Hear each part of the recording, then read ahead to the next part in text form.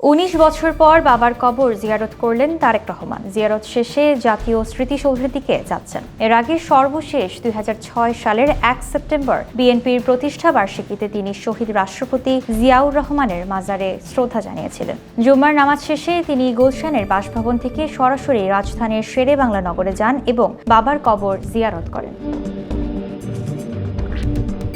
কবর জিয়ারত শেষে তারেক রহমান লাল সবুজ রঙের বুলেট প্রুফ বাসে করে সাভারের জাতীয় স্মৃতিসৌধের উদ্দেশ্যে রওনা হন। সেখানে তিনি মুক্তিযুদ্ধের বীর শহীদদের প্রতি শ্রদ্ধা জানাবেন। এই কর্মসূচিকে কেন্দ্র করে জিয়া উদ্যান, সাভার জাতীয় স্মৃতিসৌধ এবং ঢাকা আরিচা মহাসড়কের গুরুত্বপূর্ণ পয়েন্টগুলোতে সর্বোচ্চ নিরাপত্তা ব্যবস্থা নিয়েছে আইনশৃঙ্খলা বাহিনী। পুলিশ, র্যাব এবং বিজিবির পাশাপাশি সাদা পোশাকেও আইনশৃঙ্খলা বাহিনীর সদস্যদের মোতায়েন করা হয়েছে।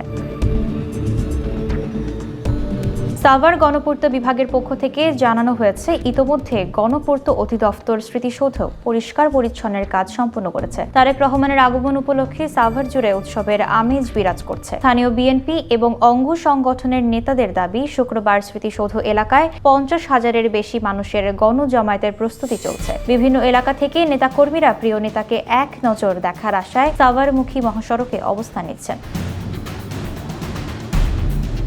এদিকে শনিবার আনুষ্ঠানিকভাবে ভোটার নিবন্ধিত করবেন তারেক রহমান। ভোটার নিবন্ধন কার্যক্রম সম্পন্ন করার পর তিনি ঢাকা বিশ্ববিদ্যালয়ের কেন্দ্রীয় মসজিদের পাশে অবস্থিত ওসমান হাদির কবর জিয়ারতের কথা রয়েছে। এর আগে গত ২৫ ডিসেম্বর তারেক রহমানের দেশে ফেরাকে কেন্দ্র করে হযরত শাহজালাল আন্তর্জাতিক বিমানবন্দর থেকে ৩৬ জুলাই এক্সপ্রেসওয়ে পর্যন্ত নজিরবিহীন জনসমাগম ঘটে। সেদিন বিকেলে আয়োজিত গণসংবর্ধনায় তিনি একটি নিরাপদ এবং বৈষম্যহীন বাংলাদেশ গড়ার প্রত্যয় ব্যক্ত করেন, যেখানে ধর্ম বর্ণ নির্বিশেষে প্রতিটি নাগরিকের নিরাপত্তা নিশ্চিত হবে।